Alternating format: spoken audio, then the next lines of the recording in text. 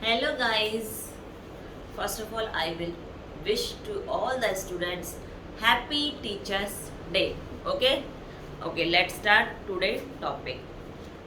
In the last class, I have discussed definition regarding the GST. Again, I will continue today itself. Okay?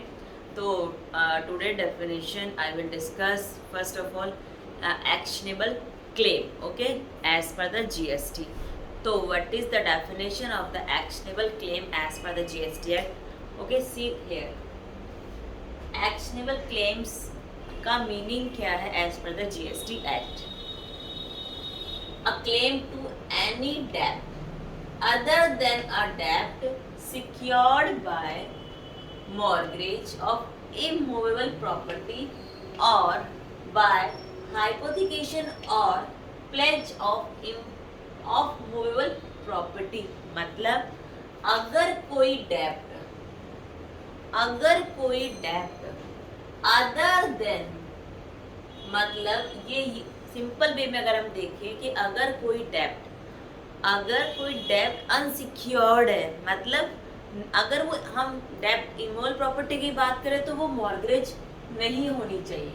मतलब कि अगर किसी से loan लिया है, प्रॉपर्टी को मॉर्गेज रखकर लोन लिया है, तो वो एक्शनेबल क्लेम नहीं है क्योंकि वो सिक्योर्ड है। और यहाँ बात की गई एक्शनेबल क्लेम मतलब जो अनसिक्योर्ड है। अगर मूवेबल प्रॉपर्टी की हम बात करें तो वो ये कहता है कि हाइपोथिकेशन नहीं होना चाहिए और प्लेज नहीं होना चाहिए। अगर हम व्हीकल को परचेज करने जाते हैं तो व्हीकल के बेसिस पर क्या मिलता है, हमें लोन मिलता है।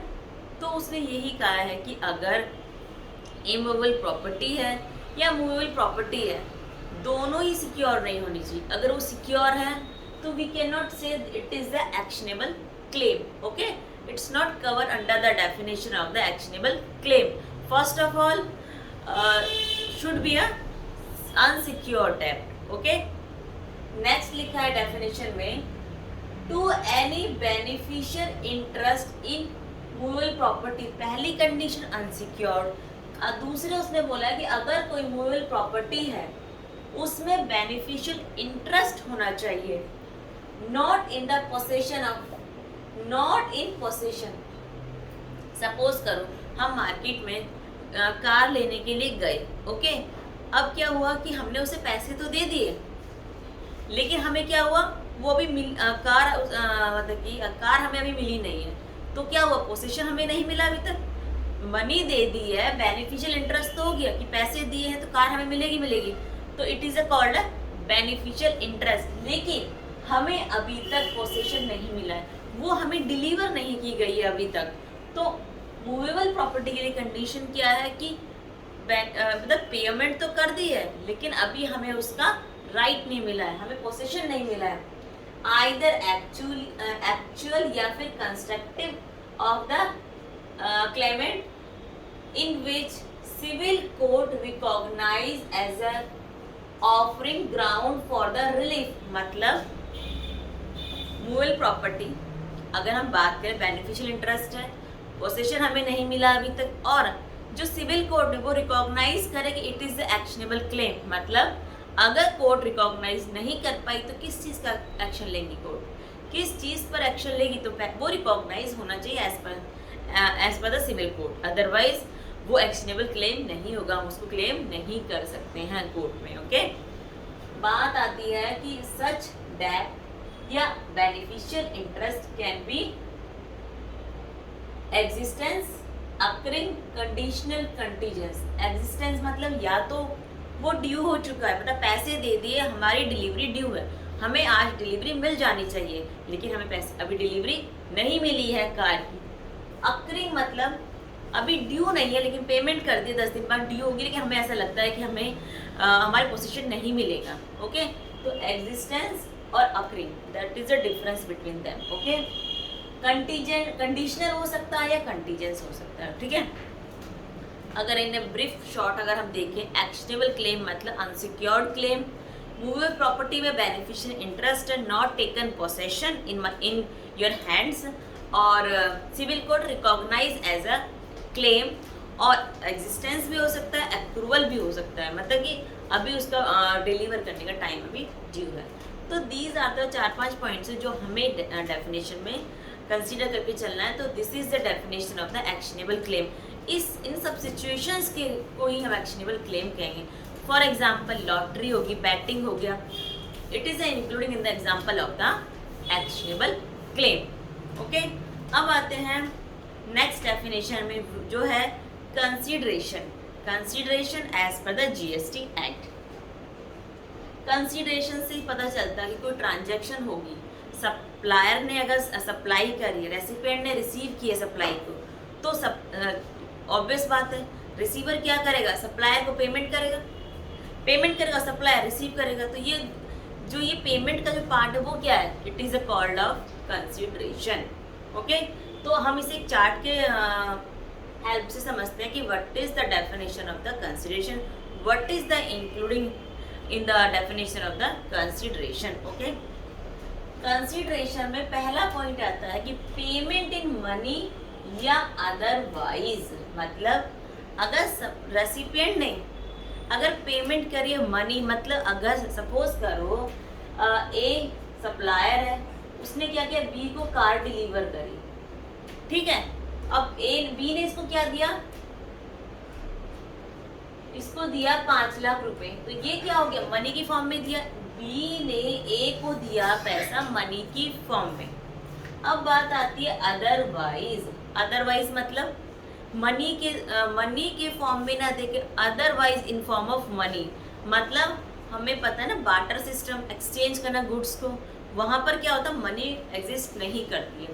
तो वही यहाँ पर किया गया है कि अदरवाइज सपोज करो ए ने बी को कार डिलीवर करी, तो बी ने ए को मनी ना देकर क्या दिया, उसने कहा कि मैं अपनी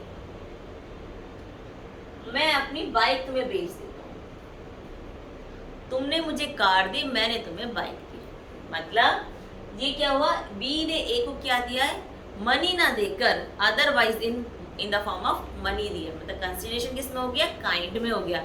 hair we can say here is a barter system. अगर बार्टर सिस्टम भी है between the supplier and recipient, वो बार्टर सिस्टम को भी हम क्या कहेंगे, कंसीडरेशन कहेंगे। तो पहले ही पॉइंट में मतलब कंसीडरेशन की डेफिनेशन में लिखा है कि अगर रेसिपिएंट मनी की फॉर्म में पेमेंट करता है या अदरवाइज की फॉर्म में पेमेंट करता है, it is a part of the consideration.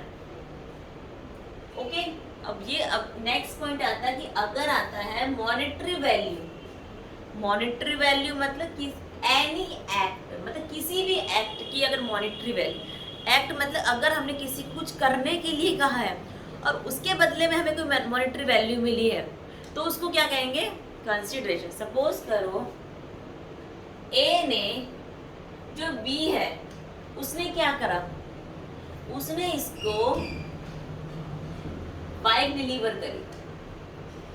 अब बी कहता है, ए ने बी को बाइक डिलीवर करी, ए कहता है बी से कि मुझे बाइक के पैसे मत दो, मेरे लिए कुछ काम कर दो, और जो काम आप करोगे उस काम की जो मॉनेटरी वैल्यू होगी एट प्रेजेंट, वो मेरा कंसीडरेशन होगा।